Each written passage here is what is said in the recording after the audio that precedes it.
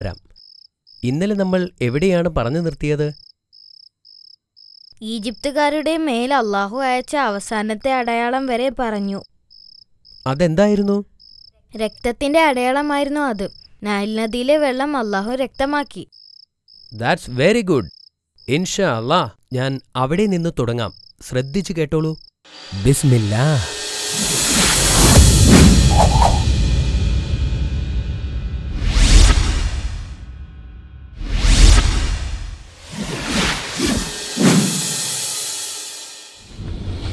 അള്ളാഹുവിൽ നിന്നുള്ള ശിക്ഷയുടെ സമയത്തൊഴികെ ഈജിപ്തുകാർ അള്ളാഹുവിനെ വിശ്വസിക്കാൻ വിസമ്മതിച്ചു.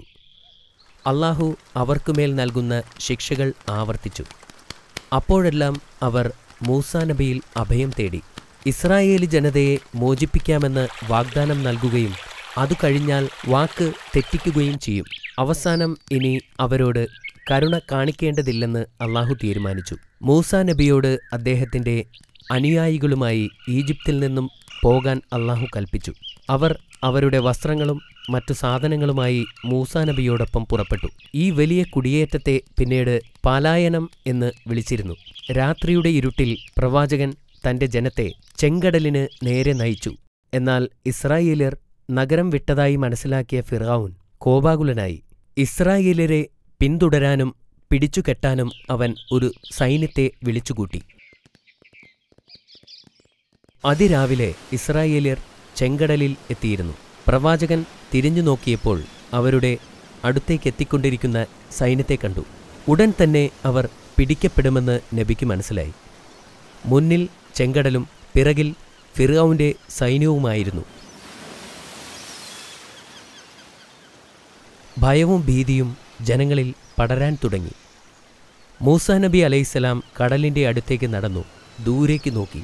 അപ്പോൾ യൂഷാഹ് അലൈഹിസ്സലാം മൂസാ നബിയോട് ചോദിച്ചു, നമ്മുടെ മുൻപിൽ ഈ വലിയ കടൽ തടസ്സമായി നിൽക്കുന്നു. പുറകിൽ ശത്രുക്കൾ അടുത്തെത്താറായി. തീർച്ചയായും മരണം ഒഴിവാക്കാനാവില്ല. എന്നാൽ പ്രവാചകൻ പരിഭ്രാന്തനായില്ല.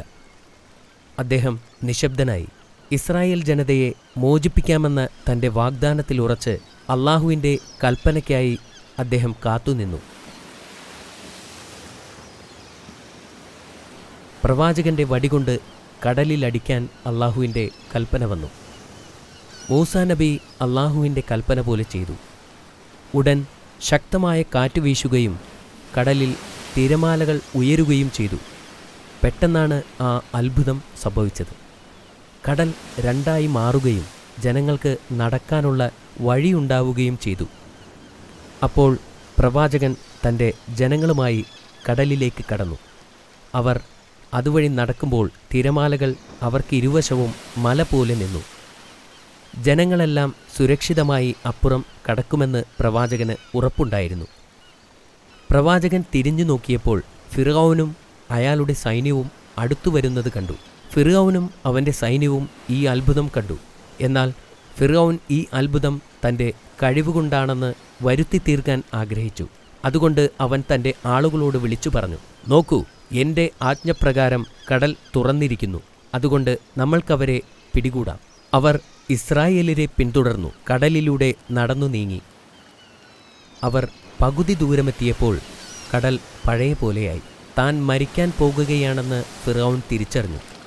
അല്ലാഹു അല്ലാതെ മറ്റൊരു ദൈവമില്ലെന്ന് ഞാൻ വിശ്വസിച്ചിരിക്കുന്നു. ഞാൻ നിനക്ക് മുന്നിൽ കീഴടങ്ങിയിരിക്കുന്നു. അവൻ ഉച്ചത്തിൽ വിളിച്ചു പറഞ്ഞു. എന്നാൽ വളരെ വൈകിപ്പോയിരുന്നു. അതോടെ ഫിർഔന്റെ ദുർഭരണം അവസാനിച്ചു. തിരമാലകൾ അവൻ്റെ ശരീരം കരയിലേക്ക് കൊണ്ടുവന്നു. ഈജിപ്തുകാർക്ക് അവൻ്റെ മൃതദേഹം കണ്ടപ്പോൾ മനസ്സിലായി, ഇത്രയും നാൾ തങ്ങൾ ആരാധിച്ചിരുന്ന മനുഷ്യന് സ്വന്തം മരണത്തിൽ നിന്ന് രക്ഷപ്പെടാൻ കഴിയില്ലെന്ന്. അതൊരു ദൈവമല്ലായിരുന്നു എന്ന് അവരിപ്പോൾ തിരിച്ചറിഞ്ഞു. അല്ലാഹു ഇസ്രായേൽ ജനതയോട് കരുണ കാണിക്കുകയും അവരെ സുരക്ഷിതമായി ഈജിപ്തിൽ നിന്ന് പുറത്തെത്തിക്കുകയും ചെയ്തു. മരുഭൂമിയിലൂടെ കുറച്ച് ദിവസം നടന്നപ്പോൾ അവർക്ക് ദാഹിക്കാൻ തുടങ്ങി. അപ്പോൾ പ്രവാചകനോട് തൻ്റെ വടിവച്ച് പാറയിലടിക്കാൻ അല്ലാഹു കൽപ്പിച്ചു. എന്തൊരത്ഭുതം!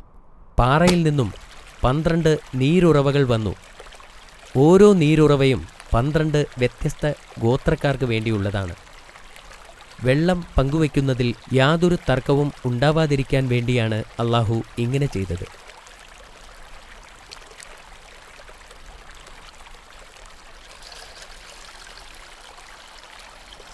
സൂര്യൻ്റെ ചൂടിൽ നിന്നും അവരെ രക്ഷിക്കാൻ അള്ളാഹു മേഘങ്ങളെ അയച്ചു. അവർക്ക് വിശന്നപ്പോൾ മന്ന എന്ന പ്രത്യേക സ്വാദിഷ്ടമായ ഭക്ഷണം അള്ളാഹു അവർക്കെത്തിച്ചു.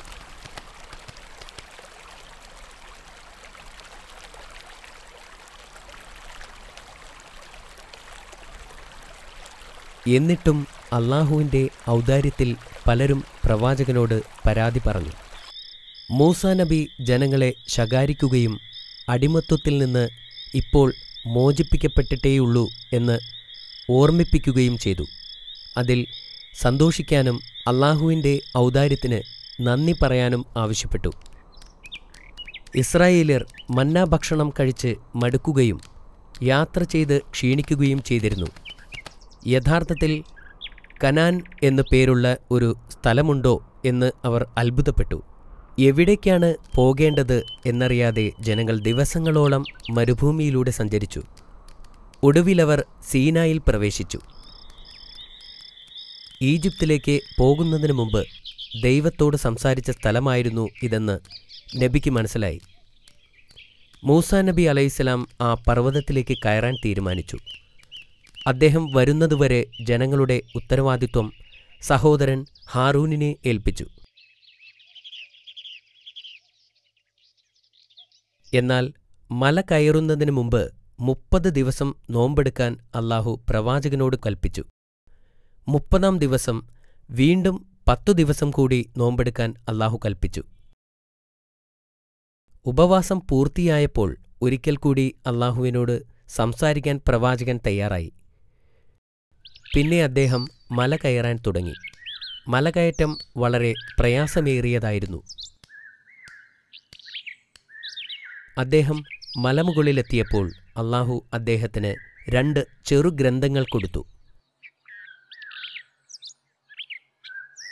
ഇസ്രായേലരെ ഭരിക്കാനുള്ള പ്രത്യേക നിയമങ്ങൾ എഴുതപ്പെട്ടതായിരുന്നു അത്. മൂസാ നബി പോയിട്ട് 40 ദിവസങ്ങളായി. ജനങ്ങൾ അക്ഷമരായി. അവർക്കിടയിൽ നിന്നും സമീരി എന്നു പേരുള്ള തിന്മയിലേക്ക് കൂടുതൽ ചായ്വുള്ള ഒരാൾ വന്നു. പ്രവാചകൻ അവരെ വിട്ടു പോകുമെന്നും അതുകൊണ്ട് അവരെ നയിക്കാൻ മറ്റൊരാൾ വേണമെന്നും നിർദ്ദേശിച്ചു. ശരിയായ മാർഗനിർദ്ദേശം നൽകാൻ യഥാർത്ഥ ദൈവം നിങ്ങൾക്കുണ്ടാകണം. അവൻ ഇസ്രായേലരോട് വിളിച്ചു പറഞ്ഞു, ഞാൻ നിങ്ങളെ സഹായിക്കാം. ആദ്യം അവരുടെ ആഭരണങ്ങളെല്ലാം ശേഖരിച്ചു. നിലത്ത് ഒരു കുഴി കുഴിച്ചു. അതിൽ ആഭരണങ്ങളിട്ട് അവൻ തീ കത്തിച്ചു. അതിൽ നിന്നൊരു പ്രതിമയെ ഉണ്ടാക്കി.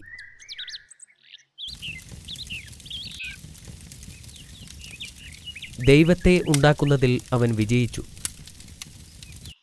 പ്രവാചകന്റെ സഹോദരൻ ജനങ്ങളോടൊപ്പം നിൽക്കാൻ ഭയപ്പെട്ടു. എന്നാൽ വിഗ്രഹത്തെ കണ്ടപ്പോൾ അദ്ദേഹം വിളിച്ചു പറഞ്ഞു, നിങ്ങൾ ഗുരുതരമായ പാപമാണ് ചെയ്യുന്നത്. അവരുടെ പ്രവർത്തനങ്ങളുടെ അനന്തരഫലങ്ങളെക്കുറിച്ച് അദ്ദേഹം മുന്നറിയിപ്പ് നൽകുകയും ചെയ്തു. മൂസാ നബി തിരിച്ചു വന്നാൽ മാത്രമേ ഞങ്ങൾ ഈ ദൈവത്തിലുള്ള ആരാധന നിർത്തുകയുള്ളൂ. ജനങ്ങൾ പറഞ്ഞു. സത്യവിശ്വാസികളും ബഹുദൈവ വിശ്വാസികളുമായി അവർ വിഭജിക്കപ്പെട്ടു. മൂസാ നബി അലൈഹിസ്സലാം തിരിച്ചു വന്നപ്പോൾ കണ്ടത് പ്രതിമയ്ക്ക് ചുറ്റും നൃത്തം ചെയ്യുന്ന തൻ്റെ ജനങ്ങളെയാണ്. അദ്ദേഹത്തിന് അപമാനവും കോപവും വന്നു. ദേഷ്യം കൊണ്ട് അദ്ദേഹം കയ്യിലിരുന്ന ഗ്രന്ഥം തറയിലേക്കെറിഞ്ഞു. മൂസാ നബി ഹാറൂണിൻ്റെ താടിയിൽ പിടിച്ചുകൊണ്ട് ചോദിച്ചു, അവർ ചെയ്യുന്നത് കണ്ടിട്ട് നീ എന്തുകൊണ്ട് തിരിച്ചു വിളിച്ചില്ല? നിനക്കവരെ എതിർക്കാമായിരുന്നില്ലേ? അങ്ങനെ ചെയ്താൽ അവരെന്നെ കൊല്ലുമായിരുന്നു. ഹാറൂൺ പറഞ്ഞു. ഹാറൂണിൻ്റെ നിസ്സഹായത നബിക്ക് മനസ്സിലായി. അദ്ദേഹം സ്ഥിതിഗതികൾ ശാന്തമായും ബുദ്ധിപരമായും കൈകാര്യം ചെയ്യാൻ തുടങ്ങി. മൂസാ നബി സമീരിയോട് പറഞ്ഞു, നിങ്ങൾ ഇവിടെ നിന്ന് പോവുക. നിങ്ങളുടെ ജീവിതം നിങ്ങൾ ഒറ്റയ്ക്ക് ജീവിക്കുക. പ്രവാചകൻ അയാളെ പറഞ്ഞുവിട്ടു. വിഗ്രഹത്തെ ആരാധിച്ചതിന് അവർക്ക് അള്ളാഹു ശിക്ഷ നൽകാൻ പോവുകയാണെന്ന് പ്രവാചകൻ അറിയാമായിരുന്നു. അദ്ദേഹം ഓരോ ഗോത്രത്തിൽ നിന്ന് മുതിർന്ന 70 പേരെ തിരഞ്ഞെടുത്തു. എന്നിട്ട് അള്ളാഹുവിനെ വഴിപ്പെടാനും ചെയ്ത തെറ്റിൽ ഖേദിക്കുവാനും ആവശ്യപ്പെട്ടു. എന്നിട്ട് അവരെയും കൂട്ടി സീനായി പർവ്വതത്തിലേക്ക് കയറി. മലയുടെ മുകളിലെത്തിയപ്പോൾ അവരോട് അവിടെ നിൽക്കാൻ പറഞ്ഞിട്ട് അദ്ദേഹം മുന്നോട്ടു പോയി. അവിടെ അദ്ദേഹം അള്ളാഹുവുമായി സംസാരിക്കാൻ തുടങ്ങി. അവർക്ക് മൂസാ നബി സംസാരിക്കുന്നത് കേൾക്കാൻ കഴിയാമായിരുന്നു, പക്ഷേ കാണാൻ കഴിയില്ലായിരുന്നു. പ്രവാചകൻ തിരിച്ചു വന്നപ്പോൾ അവർ നബിയോട് പറഞ്ഞു, മൂസ, ഞങ്ങൾ അള്ളാഹുവിനെ കാണുന്നതുവരെ ഒരിക്കലും നിന്നെ വിശ്വസിക്കില്ല.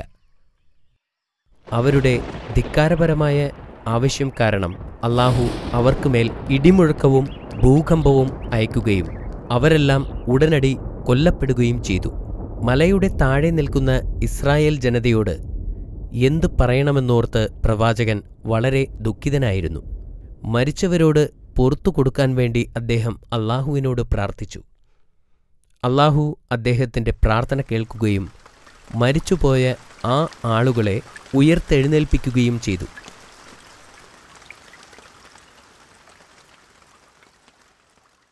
ഇസ്രായേല്യർ വളരെ കാലം മരുഭൂമിയിലൂടെ അലഞ്ഞു നടന്നു. പ്രവാചകൻ തൻ്റെ ജനതയുടെ അജ്ഞത മൂലം വളരെ കഷ്ടപ്പെട്ടിരുന്നു. ഇസ്രായേൽ ജനത്തിനു വേണ്ടി അദ്ദേഹം സകലതും സഹിച്ചു. അവർ ചെയ്ത പാപങ്ങൾ കാരണം വാഗ്ദത്ത ഭൂമിയിലേക്ക് അള്ളാഹു അവരെ ഒരിക്കലും എത്തിച്ചില്ല. മരുഭൂമിയിലെ അലച്ചിലിനിടയിൽ കുറച്ചു വർഷങ്ങൾ കഴിഞ്ഞ് ഹാറൂൺ നബി അലൈഹിസ്സലാം വഫാത്തായി. മൂസാ നബിയുടെ മരണസമയമെത്തിയപ്പോൾ അള്ളാഹു മലക്കിനെ പ്രവാചകന്റെ അടുത്തേക്ക് അയച്ചു. മലക്ക് നബിയുടെ അടുത്തെത്തിയപ്പോൾ അദ്ദേഹം വിസമ്മതിച്ചു. മലക്ക് അള്ളാഹുവിൻ്റെ അടുത്തേക്ക് മടങ്ങിപ്പോയി ചോദിച്ചു, മരിക്കാനിഷ്ടമില്ലാത്ത ഒരടിമയെ വിളിക്കാനാണോ എന്നെ അയച്ചത്? അള്ളാഹു മലക്കിനോട് പ്രവാചകന്റെ അടുത്തേക്ക് മടങ്ങിപ്പോകാൻ പറഞ്ഞു. എന്നിട്ട് അദ്ദേഹത്തോട് ഒരു കാളയുടെ പുറകിൽ കൈവയ്ക്കാനും അദ്ദേഹത്തിൻ്റെ കയ്യിൽ പറ്റിയിരിക്കുന്ന രോമങ്ങളിൽ ഓരോ രോമത്തിനും ഓരോ വർഷം വീതം ജീവൻ അനുവദിച്ചിരിക്കുന്നു എന്നും പറയാൻ പറഞ്ഞു. മലക്ക് നബിയുടെ അടുത്തു ചെന്ന് അള്ളാഹുവിൻ്റെ സന്ദേശം അറിയിച്ചു. അതിനുശേഷം എന്തു സംഭവിക്കും? പ്രവാചകൻ ചോദിച്ചു. മരണം, മലക്ക് പറഞ്ഞു. എന്നാൽ അതിപ്പോൾ തന്നെ ആവട്ടെ, അദ്ദേഹം മറുപടി പറഞ്ഞു. പുണ്യഭൂമിക്ക് അടുത്തുവച്ച് മരിക്കാൻ അനുവദിക്കണമെന്ന് പ്രവാചകൻ അള്ളാഹുവിനോട് അപേക്ഷിച്ചു. അള്ളാഹു അദ്ദേഹത്തിൻ്റെ ആവശ്യം അംഗീകരിച്ചു. ഇതിനുശേഷം കുറച്ചു കഴിഞ്ഞ് അദ്ദേഹം വഫാത്തായി. അള്ളാഹുവിനോട് നേരിട്ട് സംസാരിച്ച പ്രവാചകനായിരുന്നു മൂസാ നബി അലൈഹിസ്സലാം. മാഷാ അല്ലാ, ഇത് വളരെ നല്ല കഥയായിരുന്നു. മൂസാ നബിയുടെ കഥ നിനക്ക് വളരെയധികം പ്രചോദനമായിരുന്നു അല്ലേ? തീർച്ചയായും ബാബ. ഇപ്പോൾ ഞാൻ കുറച്ച് ചോദ്യങ്ങൾ ചോദിക്കാൻ തുടങ്ങട്ടെ. എന്തുകൊണ്ടാണ് പ്രവാചകൻ ഇസ്രായേലരോടൊപ്പം ഈജിപ്ത് വിട്ടത്? ഇസ്രായേലരെ മോചിപ്പിക്കാൻ പ്രവാചകന്റെ അഭ്യർത്ഥന ഈജിപ്തുകാർ സ്വീകരിച്ചില്ല. അതുകൊണ്ടാണ് മൂസാ നബി അലൈഹി സ്വലാമിന് ഈജിപ്റ്റ് വിട്ടു പോകേണ്ടി വന്നത്. ഫിർഔൻ മരിച്ചതെങ്ങനെയാണ്?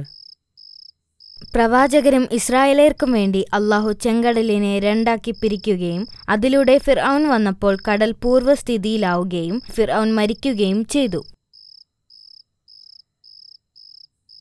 അള്ളാഹു പ്രവാചകന് നൽകിയ ചെറുഗ്രന്ഥത്തിൽ എഴുതിയിരുന്നത് എന്താണ്? ഈ ഉത്തരം എനിക്കറിയാം. ഇസ്രായേലർ